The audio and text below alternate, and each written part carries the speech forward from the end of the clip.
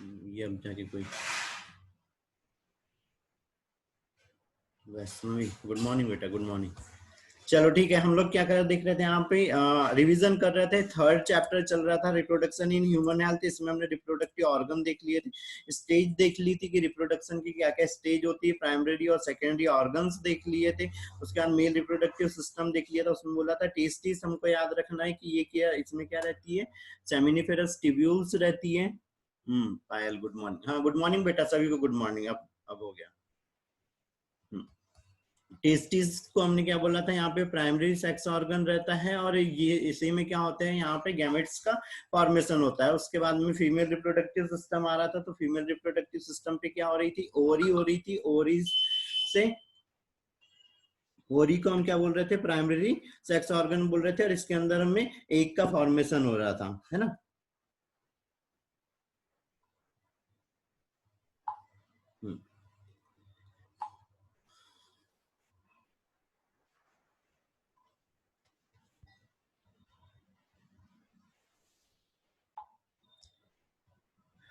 फिर हमने अंडाणु जनन और शुक्राणु जनन भी देख लिया था, दोनों में डिफरेंस याद रखने हैं, है ना। और उसका ये जो फ्लो बनता है, ये कि शुक्राणु जनन की प्रक्रिया समझाइए, अंडाणु जनन की प्रक्रिया समझाइए, है ना।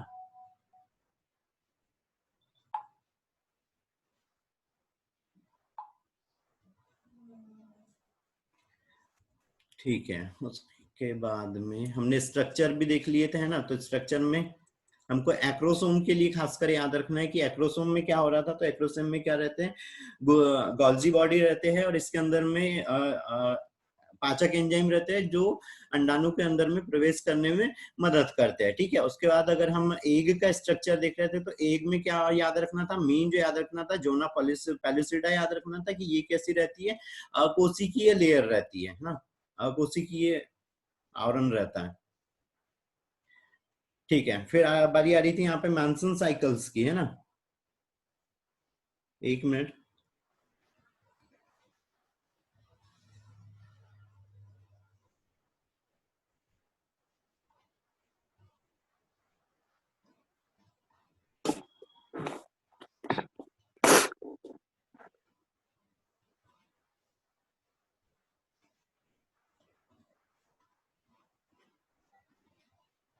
एक सेकंड रुको बेटा।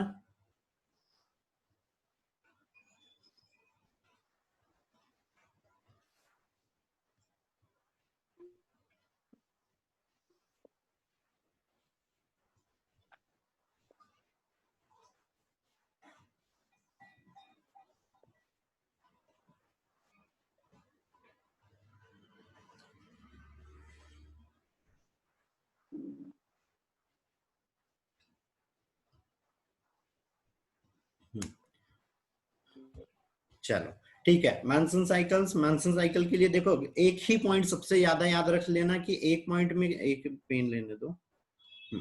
ठीक है, एक ही पॉइंट याद रखना सबसे ज्यादा, अगर याद रख लेते हो तो ये एलएच हार्मोन याद रखना, ल्यूटिनाइजिंग हार्मोन। और 21 दिन निकलता है, तो ये 14वें दिन निकलता है। ठीक है, कहाँ से निकलता है, पीयूष ग्रंथि से निकलता है ना। ठीक है, ये चीज बहुत बेटा म्यूट कर लो ना थोड़ा सा सारे लोग।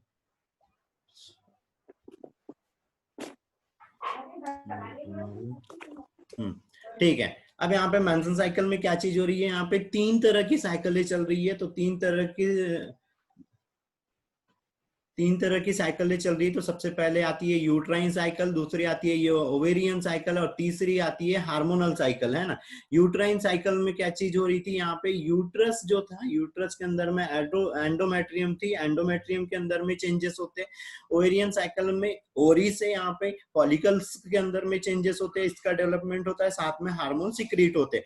तीसरी आती है हार्मोनल साइकिल या पिट्यूटरी हार्मोनल साइकिल। तो इसमें पिट्यूटरी ग्लैंड से क्या हो रहे थे, हार्मोन यहाँ पे सिक्रीट हो रहे थे, क्या हो रहा था, एफएसएच और एलएच हो रहा था।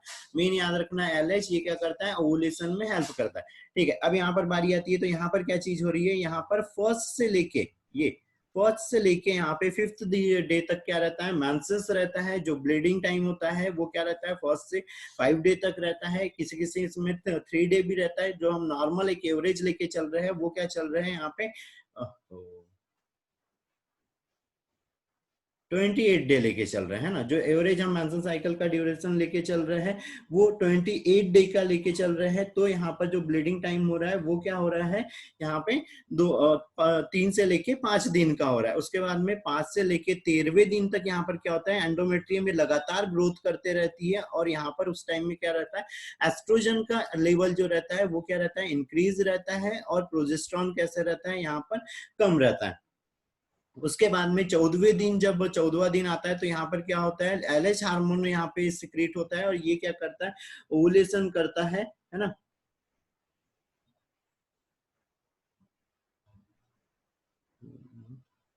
अरे यार,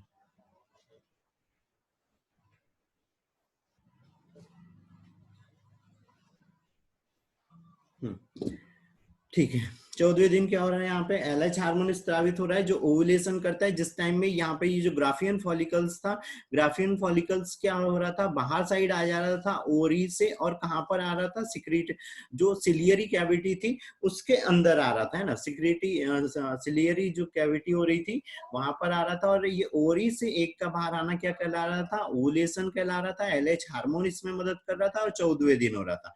ठीक है, अब 14वें दिन के बाद में क्या चीज हो जा रही है, यहाँ पे जो एस्ट्रोजन है उसका लेवल कम हो जाता है, प्रोजेस्टेरॉन का लेवल यहाँ पे इंक्रीज होने लगता है। ये प्रोजेस्टेरॉन यहाँ पर क्या हो रहा है, बढ़ते जा रहा है, और ये जो इधर ग्राफियन फॉलिकल्स था वो यहाँ पे कार्पस ल्यूटियम में चेंज होने लग जाता है, और जो एंडोमेट्रियम रहती है इस पर ब्लड वेसल्स, और ब्लड वेसल्स हो गई, म्यूकस हो गई, यहाँ पर ज्यादा यहाँ पे स्टोर होने लगती है, और इसकी मोटाई क्या होने लगती है, बढ़ने लगती है।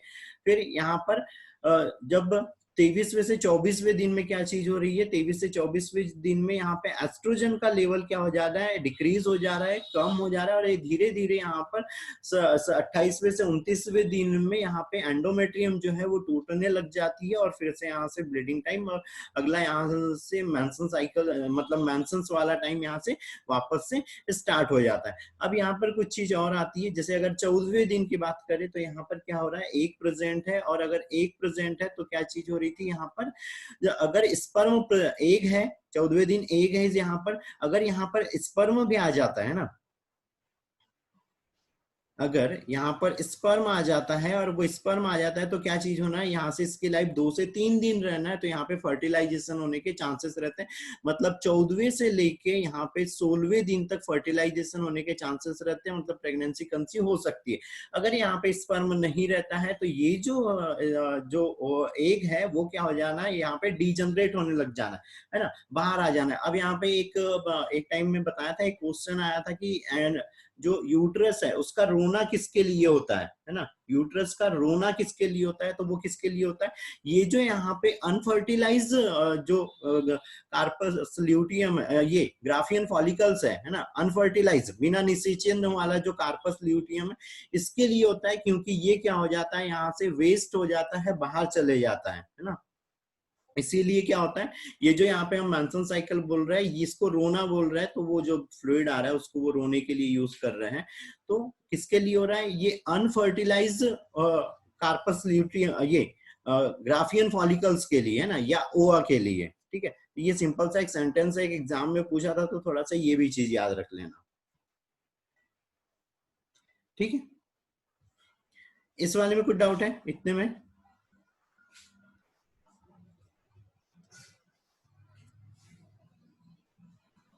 बोलो। No sir. No sir. ठीक है। फिर यहाँ पर ये एक साइकिल दिखता है, इसके लिए हमने यहाँ पे पीरियडिक मेथड में भी बताया था। तो पीरियडिक मेथड में क्या चीज हो रही थी, यहाँ पे बताया था कि जब फर्स्ट यहाँ पे अगर हम 28 दिन की अगर साइकिल वो करते हैं तो यहाँ पे फॉलिकुलर फेज रहती है, जिसमें मतलब जो कार्प जो क्या बोलना चाहिए, फॉलिकल्स हैं वो यहाँ पे डेवलप होते रहते हैं, और 12वें से लेके 16वें दिन के बीच में क्या हो जाते हैं, वो यहाँ पे फेलोपियन ट्यूब या ओवरी में प्रेजेंट रहता है। और ओवुलेशन किस दिन हो गया, ये 14वें दिन क्या हो जाता है, यहाँ पे ओवुलेशन हो जाता है। तो इस टाइम में ये फर्टाइल फेज कहला रही है। फर्टाइल फेज का मतलब ये हो रहा है कि यहाँ पर क्या हो सकती है, प्रेगनेंसी कंसीव हो सकती है ना।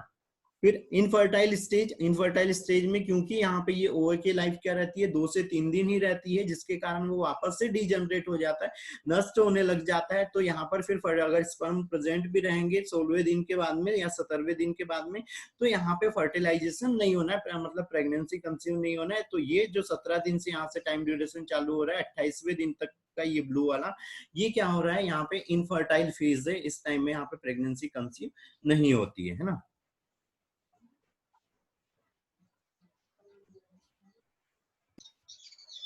सर इसको एक बार फिर से बताना।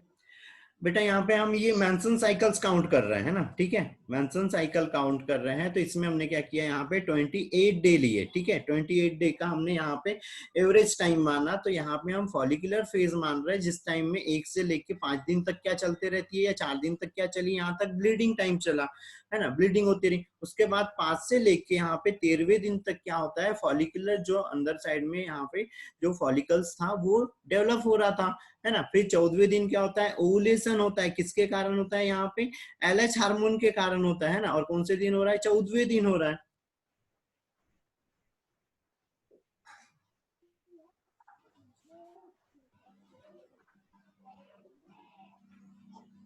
हम्म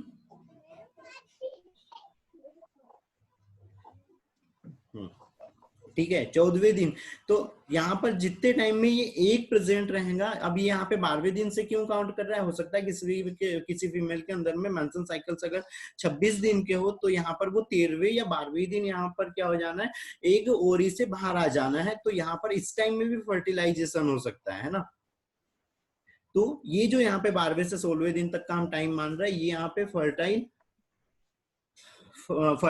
फेज बोल रहे हैं ना, ठीक है, फर्टाइल फेज बोल रहे हैं। इस टाइम में निषेचन हो सकता है, मतलब प्रेगनेंसी कंसीव। उसके बाद में ये डीजनरेट हो जाता है। तो 17वें से या 16वें से लेके यहाँ 28वें दिन तक क्या रहता है, फर्टाइल फेज रहती है, मतलब इनफर्टाइल फेज रहती है, मतलब यहाँ पे एक प्रेजेंट है ही नहीं। तो एक प्रेजेंट नहीं है तो यहाँ पे प्रेगनेंसी कंसीव होना ही नहीं है ना, फर्टिलाइजेशन नहीं होता है।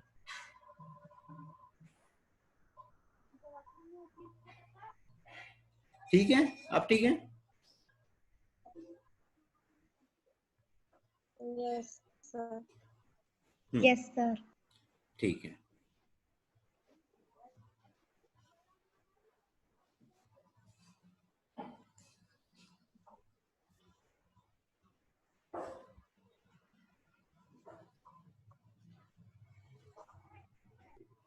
ठीक है। अगली चीज यहाँ पर, ये फर्टिलाइजेशन के लिए तो मैंने बताया था क्या चीज हो रही है, एक बार शॉर्ट में यहाँ पे फर्टिलाइजेशन देखते हैं। मेन तो यहाँ पे हाइड्रोलिनेज एंजाइम जो रहते हैं, जो हाइड्रोलाइटिक एंजाइम रहते हैं, वो यहाँ पे एक्रोसोम के अंदर में प्रेजेंट रहते हैं, है ना। और ये क्या करते हैं, जब यहाँ पे एग के पास में स्पर्म जाता है तो एक्रोसोम फट जाता है और ये एंजाइम बाहर आ जाते हैं, और जोना रेडिटा और पेलुसिडा को क्या कर देते हैं, विघटित कर देते हैं, ठीक है, विघटित कर देते हैं। और फिर यहाँ पर जो न्यूक्लियस रहता है इस मतलब इस स्पर्म का, वो कहाँ चले जाना है, एक के न्यूक्लियस के पास में चले जाना है, और यहाँ पे ही वो मिक्स हो जाना है, और क्रॉसिंग ओवर के द्वारा क्या हो जाना है, यहाँ पे सारे जो गुणसूत्र है वो आपस में एक्सचेंज हो जाना है। यहाँ पे एक नए लक्षण वाले यहाँ पे जेनेटिक मटेरियल तैयार हो जाना है, ठीक है। फिर यहाँ पे अब डेवलपमेंट की बारी आती है कि कैसे यहाँ पे डेवलपमेंट होता है। तो कोई ये मेरे को शॉर्ट में बता पाएगा,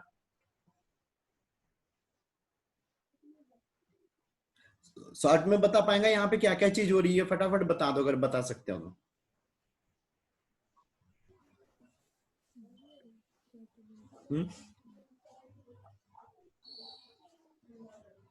बेटा फटाफट बता दो।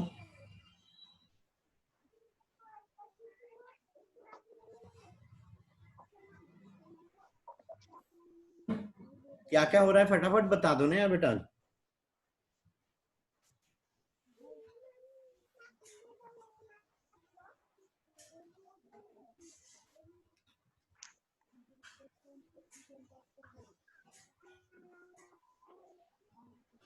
कोई नहीं बता रहा है।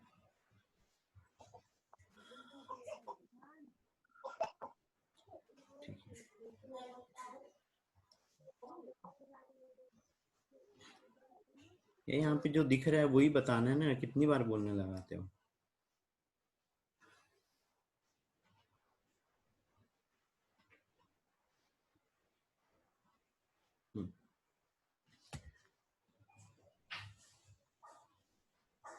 ठीक है, क्या चीज हो रही है यहाँ पे, हम एम्ब्रियोनिक डेवलपमेंट देखते हैं यहाँ से। तो यहाँ से क्या चालू होता है, फर्टिलाइजेशन से चालू होता है। सबसे पहले यहाँ पे ओवा रहता है, ओवा के बाहर में यहाँ मतलब ओवा रहता है, ये कहाँ पर आता है, एम्पुला में आता है। एम्पुला में आने के बाद में क्या चीज हो रहा है कि यहाँ पर स्पर्म आ रहा है, स्पर्म का एक्रोसोम फट रहा है, जिसके कारण में यहाँ पे जोना रेडिएटा और पेलुसिडा क्या हो जा रही है, विघटित हो जा रही है। और ये यहाँ पे स्पर्म का न्यूक्लियस कहाँ पे आ गया, फर्स्ट डे में अंदर आ गया। और जैसे ये फर्टिलाइज हुआ यहाँ पे, ये क्या कहलाने लग जाता है, यहाँ पे जाइगोट कहलाने लग जाता है। ठीक है, और यहाँ पे हमने थोड़ा सा डिफरेंस बताया था जाइगोट और एम्ब्रियो में। ये जाइगोट है, लेकिन ये वाली चीज क्या है, यहाँ पे एम्ब्रियो है। ठीक है, ये वाली चीज यहाँ पे एम्ब्रियो है, जाइगोट बन गया। फिर यहाँ पे फर्स्ट डे के बाद में यहाँ पर क्या हो रहा है, क्लेवेज चालू हो जा रहा है, विदलन चालू हो जा रहा है। विदलन में क्या होता है, यहाँ पे मल्टीप्लाई होते रहती है कोशिकाएं, है ना, मल्टीप्लाई होते रहती है। और इसमें क्या होना है, यहाँ पे एक कोशिका थी, 1 से 2 हो गई, 2 से 4 हो गई, 4 से 8 हो गई, 8 से 16 जो कोशिका स्ट्रक्चर रहता है वो क्या कहलाता है, यहाँ पे मोरूला कहलाता है। मोरूला कहलाता है। और ये कैसा रहता है, यहाँ पे ठोस गेंद जैसा स्ट्रक्चर रहता है। उसके बाद में क्या बनता है, ब्लास्टुला बनता है। तो ब्लास्टुला कैसा स्ट्रक्चर रहता है, खोखली गेंद वाला रहता है। ठीक है, खोखली संरचना रहती है ना। और इसके अंदर में यहाँ पे जो कैविटी बनती है, ये कैविटी यहाँ पे क्या कहलाती है, ब्लास्टोसिल कैविटी कहलाती है। और यहीं पर इनर सेल मास और आउटर सेल मास स्ट्रक्चर रहता है। और यहाँ पर क्या रहती है, ट्रोफोब्लास्ट कोशिकाएं रहती है, जो आगे चल के क्या करती है, इम्प्लांटेशन में हेल्प करती है। ये क्लीन करने दो। ठीक है, ये यहां तक हो गया, मोरूला बन गया। तो ये क्या हो गया, क्लेवेज हो गया। और ये किस में चल रहा था, यहाँ पे जाइगोट के अंदर में डिवीजन चल रहा था। और उसके बाद में क्या चीज बन जाती है, यहाँ पे यहाँ जाइगोट बन रहा था, तो मोरूला बना। मोरूला से क्या बना, ब्लास्टोसाइट बना। ब्लास्टोसाइट यहाँ पे जो सेल्स रहती है, ये एक सिंगल सेल क्या कहलाती है, ब्लास्टोसाइट कहलाती है।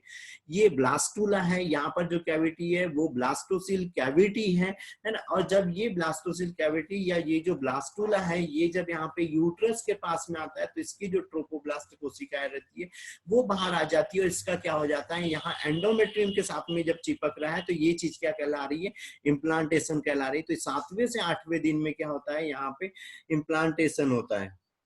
ठीक है, ठीक है, जैसे यहाँ पे इम्प्लांटेशन होता है, इसके बाद में क्या होती है, इसमें जर्मिनल लेयर बनने लगती है। और जर्मिनल लेयरों में क्या होती है, 3 यहाँ पर जर्मिनल लेयर बनती है। और उन 3 जर्मिनल लेयरों में क्या, ये तो वो है इम्प्लांटेशन जो अभी हम बोल रहे थे ना। बार बार डायग्राम हो गया। ठीक है, इससे पहले क्या बन रही थी इसमें, ये तो यहाँ पे इम्प्लांट हो गया, एक बेबी यहाँ पे विकसित हो गया, है ना। तो उससे पहले क्या होती है, 3 जर्मिनल लेयर बनती है। और हमने यहाँ पे अभी ये जो देख रहे हैं, यहाँ पे ये क्या चीज है, यहाँ पे एक्स्ट्रा एम्ब्रियोनिक मेम्ब्रेन है, अतिरिक्त बाह्य भ्रूणीय झिल्लियां है ना। कोई तीनों लेयर के नाम बताएगा।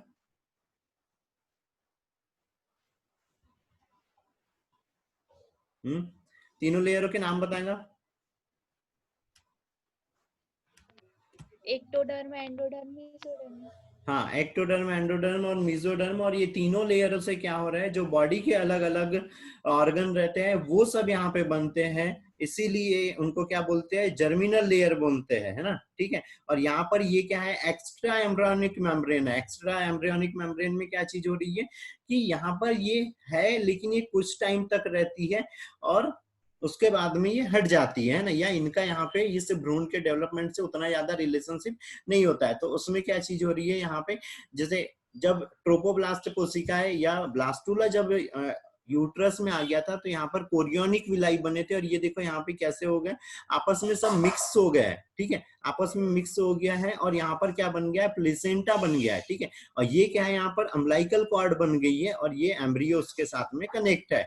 ठीक है, फिर यहाँ पर ये जो कैविटी है, ये पूरी कैविटी क्या थी, यूट्राइन कैविटी। लेकिन ये जो अंदर की कैविटी है, यहाँ पर 2 लेयरें रहती है। तो बाहरी लेयर क्या रहती है, कोरियन रहती है, आंतरिक लेयर एम्नियन रहती है। और यहाँ पे जो ये जो कैविटी दिख रही है, और यहाँ ये क्या कैविटी क्या है, एमनियोटिक कैविटी। और इसके अंदर में यहाँ पे एमनियोटिक फ्लूइड भरा हुआ रहता है। दूसरी चीज यहाँ पे सर्विक्स के पास में एक म्यूकस प्लग लग जाता है, जिसके कारण में यहाँ पर ये यूट्राइन कैविटी के अंदर भी एक फ्लूइड जाके जमा हो जाता है, यूट्राइन फ्लूइड बोलते हैं। और ये जो प्लग रहता है यही क्या करता है, यहाँ पे बेबी को अंदर की ओर प्रोटेक्ट करके रखता है।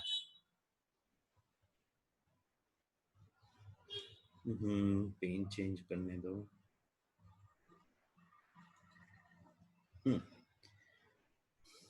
ठीक है, यहाँ पे हम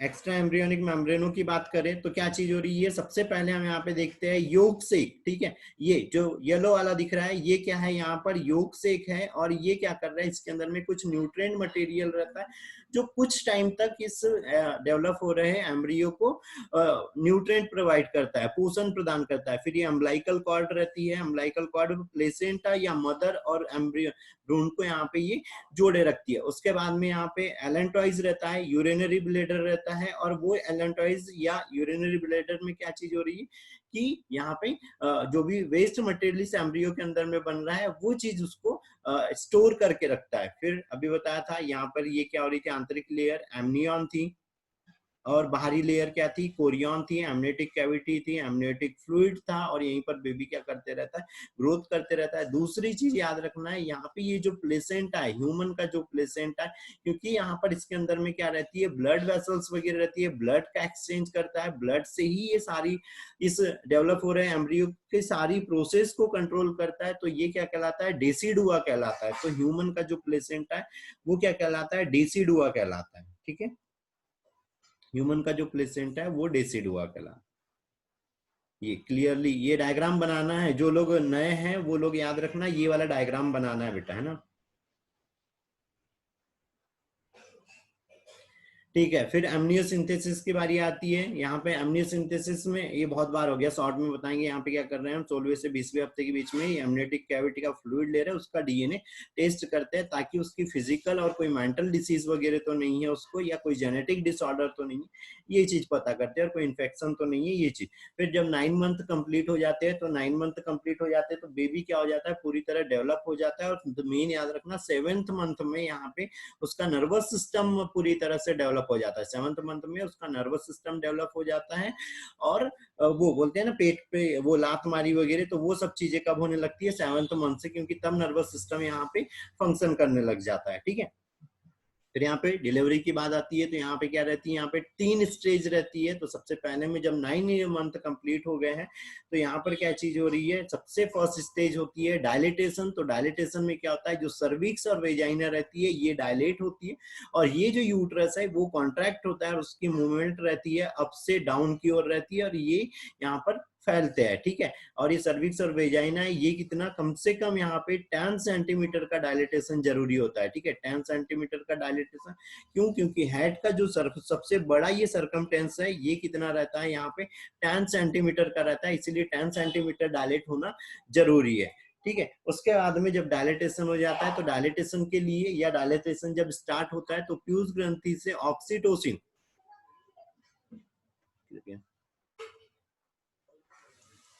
ऑक्सीटोसिन हार्मोन स्त्रावित होता है, जो क्या करता है, यहाँ पे ये यूट्रस को कॉन्ट्रैक्ट करता है। साथ में ऑक्सीटोसिन क्या करता है, ब्रेस्ट को भी प्रेरित करता है, प्रोलैक्टिन स्त्रावित होता है, जिसके कारण ब्रेस्ट में क्या बनने लगता है, यहाँ पे मिल्क फॉर्मेशन होने लगता है ज्यादा।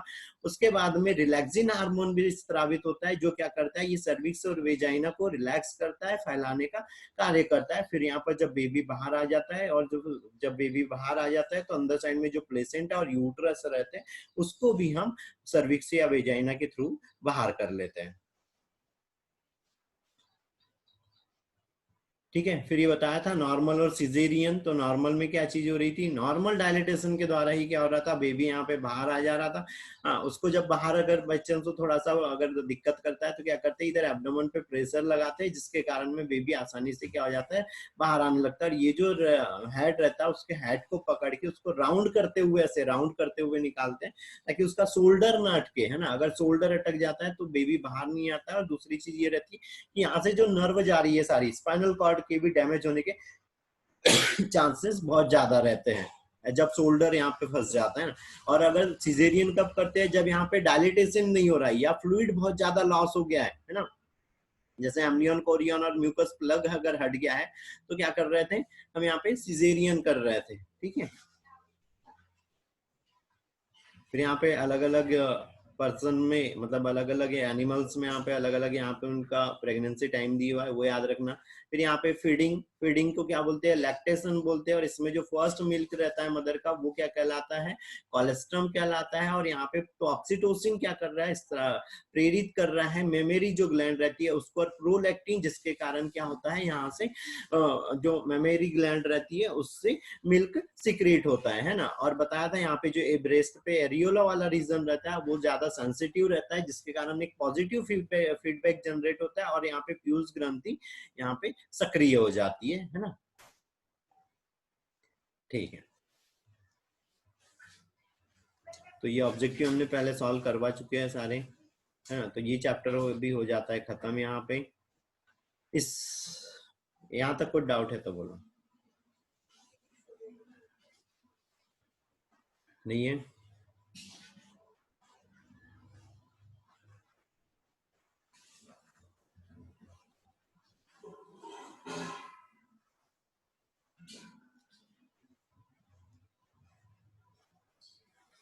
ठीक है।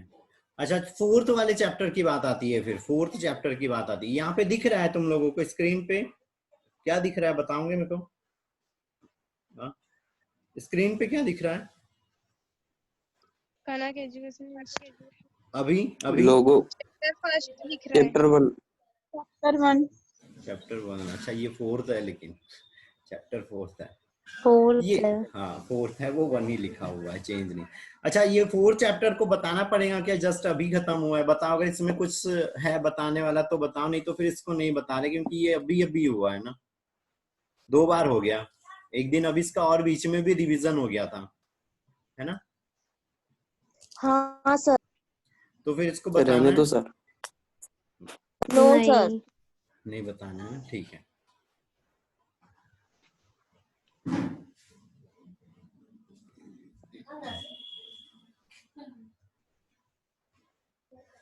ठीक है, यहाँ पे एक और चीज आती है, सेक्स डिटर्मिनेशन, है ना, थर्ड चैप्टर में।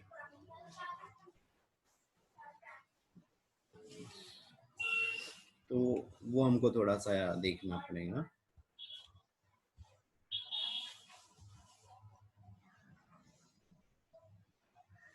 ओपन होने दो। चलो, इस फर्स्ट यूनिट से किसी को कोई डाउट है तो अब बता दो, फर्स्ट यूनिट तक का डाउट बता दो कुछ।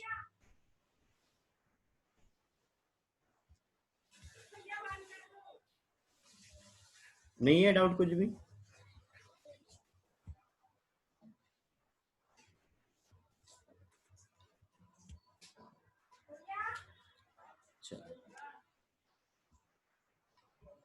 ठीक है, इस वाले चैप्टर से फिर क्रॉस, हाँ क्रॉस क्वेश्चन, हाँ कोई कुछ बोल रहा था, बोलो।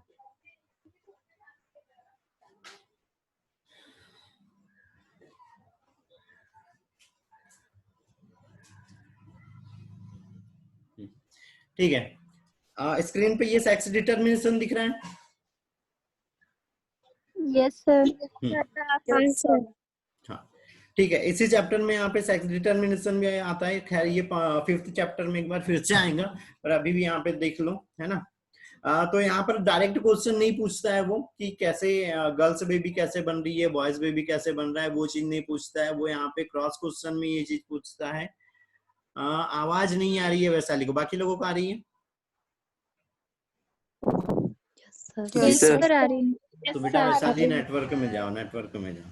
ठीक है, ठीक है। सेक्स डिटर्मिनेशन में क्या हो रहा है, यहाँ पे मेल के अंदर में हम बोल रहे थे यहाँ पे एक्स और वाई 2 तरह के गैमेट रहते हैं। तो इनसे 2 तरह के गुणसूत्र रहते हैं, जिसमें से वाई गुणसूत्र जो रहता है वो क्या रहता है मेनली यहाँ पे। कल किसी ने ऑब्जेक्टिव बेटा, हाँ एक चीज और, ये ऐसा कुछ ऑब्जेक्टिव अगर डालते हो ना तो वो अच्छे से डालो, डालते हो तो, नहीं तो ऐसे फालतू के एक्सपेरिमेंट ना करे, है ना। ठीक है। वाई गुणसूत्र रिस्पॉन्सिबल रहता है सेक्स के लिए कि मेल बनेगा या फीमेल बनेगा। तो यहाँ पे मेल के अंदर में दो तरह के गैमेट बन रहे हैं, मतलब दो स्पर्म जो बन रहे हैं उसके अंदर में आधे स्पर्म में क्या रहता है, एक्स क्रोमोसोम रहता है, और एक आधे के अंदर में वाई रहता है। फीमेल के अंदर में दोनों में वाई रहता है। तो जहां पर भी ये वाई गुणसूत्र जाता है, मेन तो याद रखना है, जहां पे भी ये वाई गुणसूत्र जाता है वो ही क्या बनता है, लड़का बनता है ना। तो जो लड़का और लड़की के बर्थ के लिए जो यहाँ पे बोलते हैं कि भाई कौन उत्तरदायी है, तो कौन रहना है, यहाँ पे मेल ही रहना है उसके लिए रिस्पॉन्सिबल, कि मेल के कारण ही लड़का या लड़की होता है। इसके लिए वो क्रॉस क्वेश्चन ये पूछता है कि क्या समाज में लड़कियों के जन्म के लिए महिलाओं को उत्तरदायी माना जाता है, क्या सही है गलत है, सिद्ध करिए, ऐसा कुछ पूछता है वो, है ना। तो उसके लिए हमको यहाँ पे क्रॉस बनाना है और बताना है कि जहां पे वाई गुणसूत्र जाता है वहीं पे क्या बनता है, मेल बनता है। एक्स गुणसूत्र के कारण मेल नहीं बनता है या फीमेल नहीं बनती है, वाई नहीं जाएगा, इसीलिए तो रिस्पॉन्सिबल कौन हो गया, मेल हो गया। इसी के ऊपर जो राम कहानी लिख सकते हो थोड़ी सी वो लिख सकते हैं।